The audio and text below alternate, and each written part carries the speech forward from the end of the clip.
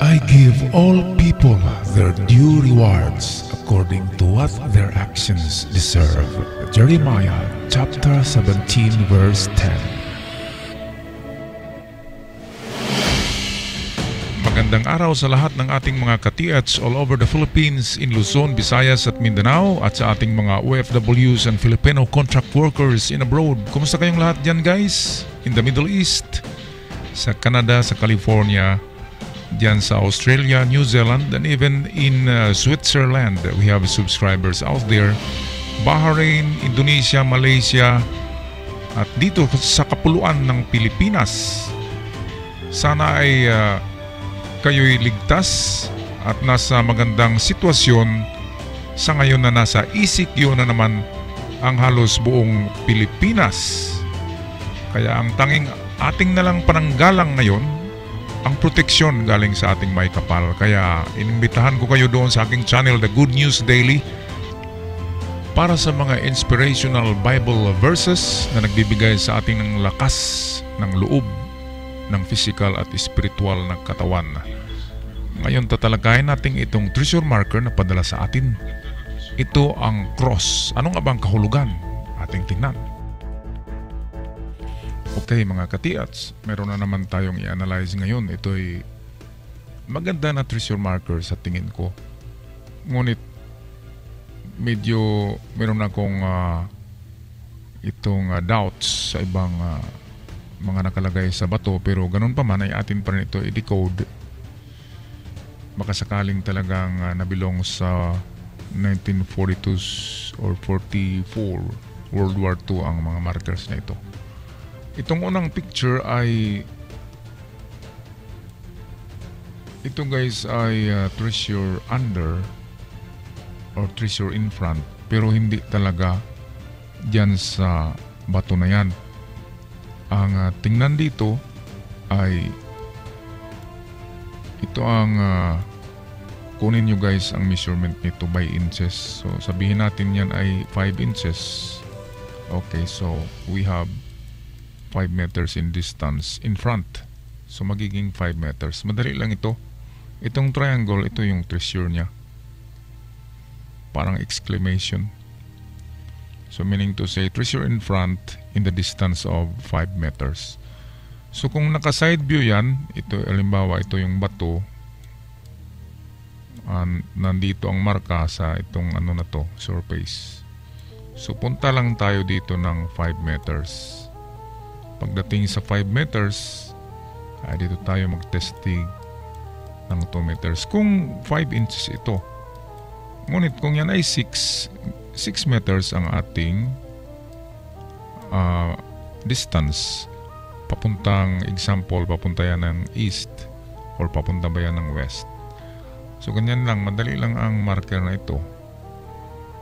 Okay, treasure in front in the distance of 5 meters or more. Ngayon, ang itong susunod na picture, ito yun, okay, ito yun guys. Napakagandang picture nito. Kaya lang ako'y medyo naguluhan. Bakit mayroong mga nagkasalungat na mga direksyon dito? At iba ang kahulugan ng, sa tingin ko dito, ito ang tunay na treasure marker dyan. Ito ang tinatawag ko na chevron. Ang chevron ay pointer to treasure. Meron siyang ganito rin yan. Meron siyang tatlong bato dyan. Ito yung posisyon ng bato, and then sa unahan yan ay walang bato. So bali ang makita nyo dyan ay tatlong bato na nagaganito, and then dito ay missing. Kaya yan i-cross natin para makuha tong isa dito. Yan ang chevron. Yan ang paghanap ng item. Ngayon, meron siyang sinabi dito na ito kasing cross, kung saan ang mahaba dyan, yun ang pointer sa item. Ngayon kung cross lang yan na pantay, meaning treasure in 10 meters distance. At kung X yan, hindi naman yan X. Kung nagaganyan ay trace your nearby or malapit or start in this area sa pag-search. Okay, ngayon ay tingnan mo natin lahat ng mga marker dito. Meron siyang arrow na short. Ang short arrow, yan ay 5 meters distance. Ngayon ang tinuturo niya ay papunta dito sa Chevron. Ngayon meron na namang arrow dito na isa na medyo mahaba. Pag ganyang kahaba na arrow, ang distance niyan ay nasa 7 to 10 meters. Pag ganyan kahaba na arrow, so 7 to 10, estimate ko lang yan. Kunin nyo lang guys ang haba rin ng arrow sa inches. Okay, kung yan ay 8 inches, 8 meters distance. Pero ako yung naguluhan, bakit pa iba-iba ang kanyang direksyon dito? Ang totoong nag-point dito ng direksyon ay itong Chevron sa itaas. Okay, ito dapat ang ating sundin. Okay, kasi yan ang tinatawag na parang pentagram layout yan. Okay. At yung mahaba na portion, ito ang sundin natin, yung mahaba. So papunta siya dito. Ngayon dahil sa ginugulo tayo ng mga arrows, at ang arrow na yan ay gawa yan sa, kung meron kayong tools sa pambiyak ng bato, yung mowel na tinatawag, yung malapad na gawa sa spring ng sasakyan, yan ang ginagawa dyan, kinikiskis lang. Kaya ako yung nag-alala, baka gawa lang yan ng mga treasure hunters noon. Palagi kasi akong nag-encounter ng ganyan sa bundok, tapos wala akong nagkuha kasi ang mga marka ay piki. Yung gawa-gawa lang ba, pero magkatulad din ng mga itong Japanese markers. Parang niluloko lang tayo. May mga marka na gawa lang ng mga tao na treasure hunters din, at iniwan dyan pagdating ng 10 taon ay magmukhang lumang marker na siya. Pero ganun pa man guys, kung ito'y totoo na treasure marker, atin yan ngayon i-analyze ang possibility kung saan kunin ang item. Okay? So, kuha tayo ng bagong picture na malinis. Okay. Okay, so ito na tayo. Malinis na to guys. At okay, close up natin ng kunti. Ayan. Para sa akin ang itong Chevron dito, itong pinaka treasure marker na legit. Ito kasing mga arrow ay madali lang yan gawin ng kung sino man. Ikis-kis lang dyan yung mga chisel, at saka itong mga muel ay madali lang makaporma ng mga cross at mga arrows. Pero ganun pa man ay ito pa rin ay atin titingnan na talagang Japanese treasure markers. Okay guys, so ang akin dyan analysis ay tingnan natin muna ang kahulugan ng cross. Okay, so cross is 10 meters distance. So maglagay tayo dito ng 10 meters given distance, at ang direksyon niya ay papunta rito. At atin rin yan guys i-compare sa ating kompas. Baka itong direksyon ng cross ay tumatama yan sa 4 na direksyon ng kompas. So meaning to say ay kung tumatama yan sa direksyon, example ganyan, kung dito ay norte, east, and then ito'y west, dito natin malaman na legit marker ito.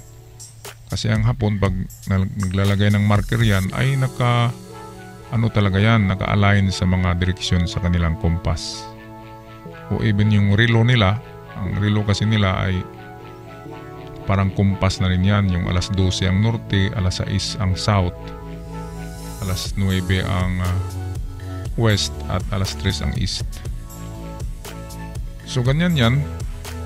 Kung tumatama sa apat na direksyon na eksakto ang cross na yan, meaning to say ay ito'y legit treasure marker. Okay, at ang kahulugan ng chevron ay of course treasure pa rin yan. Pwedeng in triangulation of rock, at pwede ring siya mismo ang nagtuturo ng direksyon ng item. Ngayon, atin lang bigyan muna konsiderasyon itong mga arrow, kasi kung ito'y legit treasure marker, ang mga arrow na yan ay legit rin.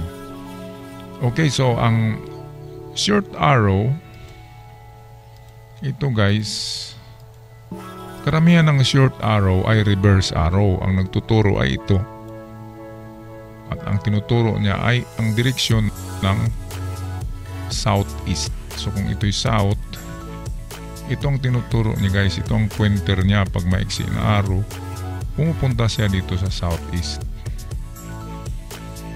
Ngayon, ang alam natin ay nasa halos 45 degrees ito. Kung dito tayo mag-umpisa sa gitna, ayan, ay parang 45 degrees siya southeast. Ngayon guys, ang layo lang ang hindi natin alam. Sa treasure books, ang short arrow ay 5 meters distance. So itry natin ito galing sa bato na ito, itong malaking bato. Itry natin guys dito sa malaking bato na ito. 5 meters galing dyan ay pumunta tayo ng southeast. Dito, example lang dito, yung 5 meters ay ito yung una nating digging hole. Ito yung unang test dig natin na 2 meters. Okay, so wag muna itong 10 meters. Okay, 5 meters muna test dig. Okay, dahil sa sabihin natin wala tayong nakita sa 2 meters test dig, itong isang arrow naman ang ating tingnan. Okay, so ito na arrow ay ganun pa rin siya, parang 45 degrees pa rin siya, pero southwest na naman siya, papunta na naman siyang southwest. Ito kasi yung west. So ang punteriya niya ay nasa 45 degrees. So kailangan nyo ng kompas dyan, 45 degrees. Ngayon ang layo niya ay mas malayo kaysa isang arrow dito. Okay, ang layo niya ay malalaman natin sa haba ng arrow. Ano bang haba ng arrow na ito? Okay.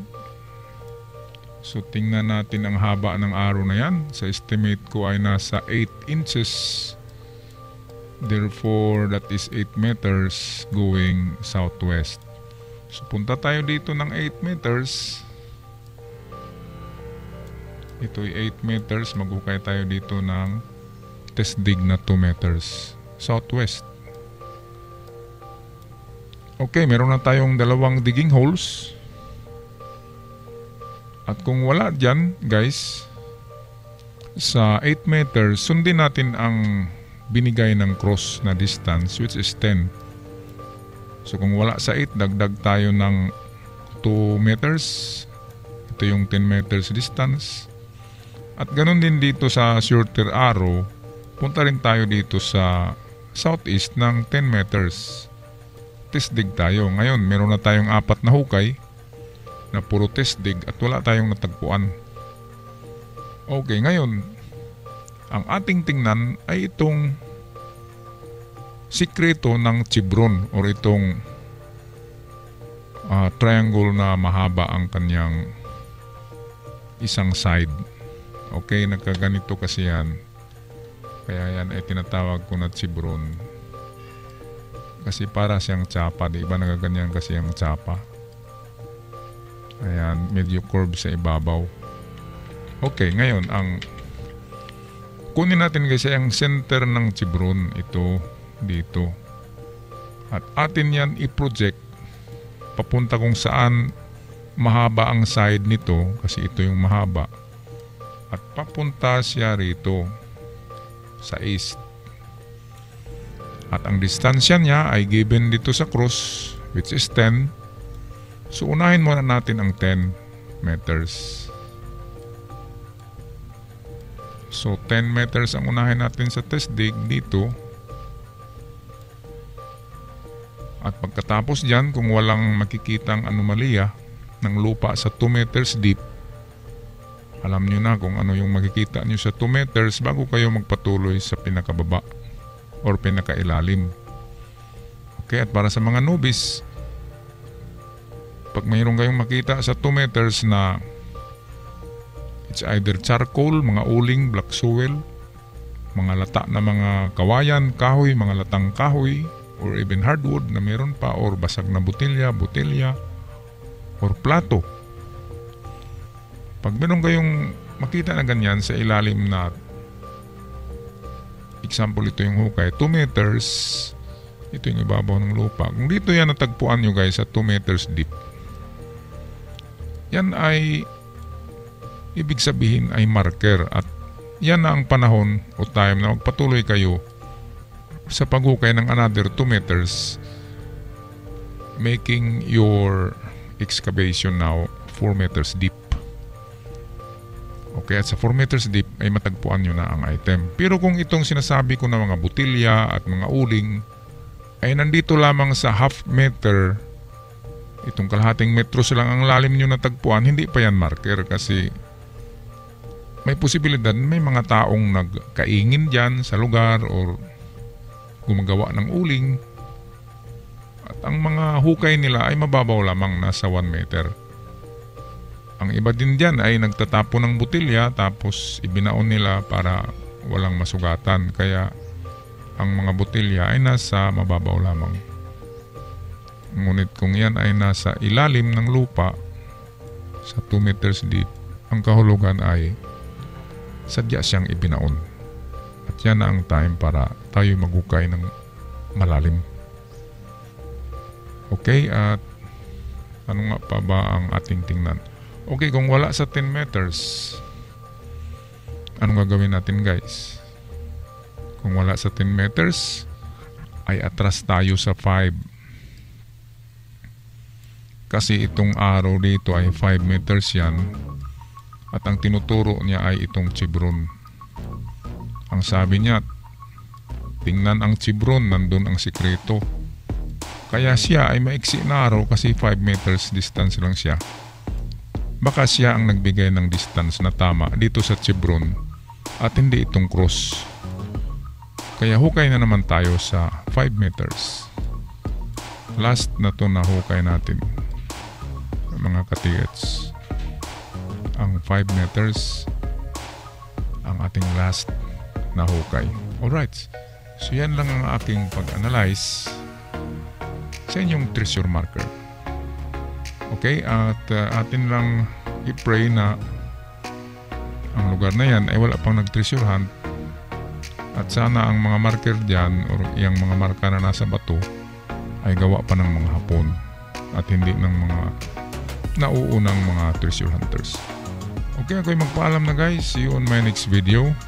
And may the fortune be with you. Ciao for now.